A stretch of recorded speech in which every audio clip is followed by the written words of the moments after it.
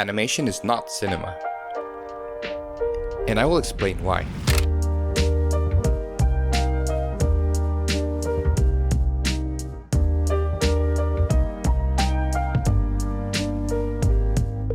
Probably you've heard or read in tweets and social media people saying that we should take animation more seriously, that it's cinema. But they're wrong. And hopefully at the end of this video you'll think like me, or at least you'll have another perspective. I am Ethan Avila and this is Cloudless Clouds, and welcome to my video. Now, both animation and cinema are considered to be the illusion of movement, but I would argue that their definitions have a different essence. Shortened from cinematograph, device for projecting a series of photographs in rapid succession so as to produce the illusion of movement. Coined in the 1890s by the Lumiere brothers. Combining the form of kinema, movement, from kinin to move, and French graphie, process of writing or recording. Action of imparting life. From Latin animationem, and animating. Noun of action from past participle stem of animare, give breath to.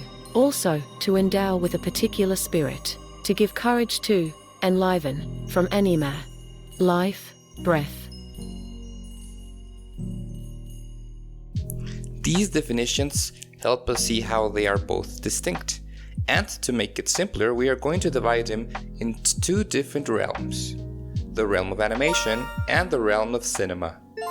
Even though these two realms are distinct, they sometimes share different elements. If we create a graph, we can see how both, even though one is more worldly than the other one, they both try to achieve the same goal: to convey truth. And in order to achieve this, we need to use different tools. Tools that can be used by both but are usually dominated by one realm. We have realism, surrealism,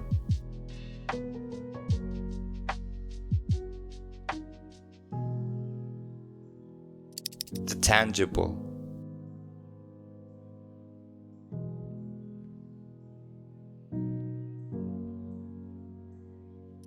the intangible. And all of these combine to create a meaningful narrative. We can identify where does an object belong to using this flowchart. Now, these two kingdoms share one important aspect: the language. They communicate through the same language. One would say that this language would be the cinematic language. But that's not quite right. People often call it cinematographic language, but this language has been used for centuries now in paintings. So we're gonna call it the visual narrative language.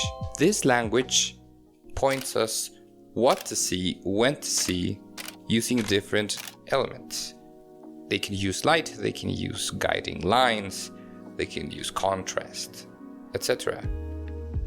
And this has been understood by centuries. The only thing added is the great ingredient of time.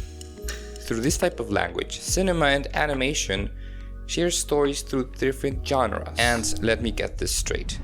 Animation is not a genre. I go through a lot of websites and I see animation genres, animation. Animation is not a genre. Both cinema and animation tell us stories through different genres.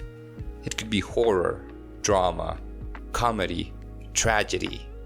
And I think the problem is that people think that animation is generally for kids. And I understand the problem. It doesn't have to do with animation per se. It has to do with the themes.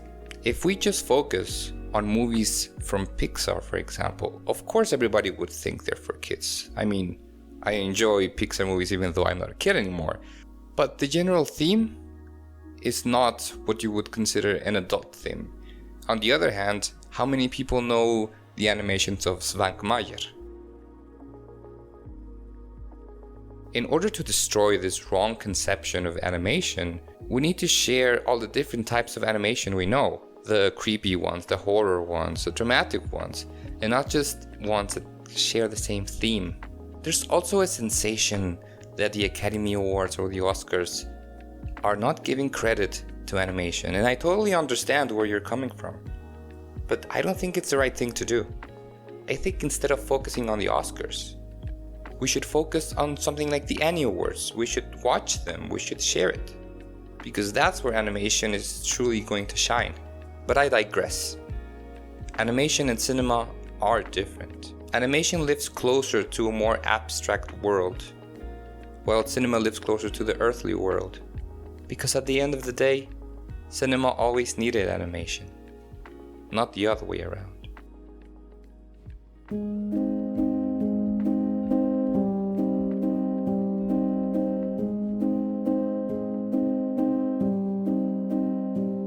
A form of expression free from any physical constraint.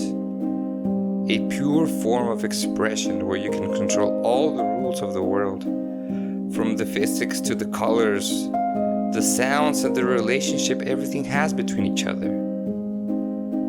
And it is within these animated elements and characters where we find the human soul. One needs to understand life internally and externally in a symbolic manner in order to express something true through animation. And all these elements have so much power that they bridge into the world of cinema, giving us grandiose scenes and incredible characters that capture our imaginations.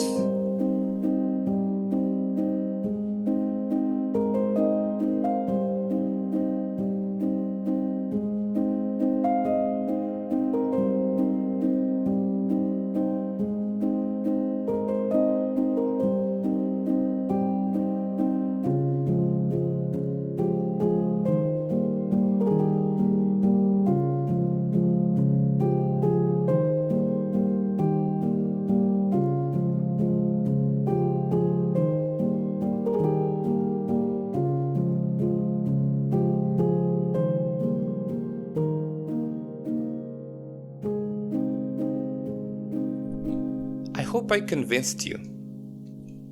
And if not, just tell me in the comments.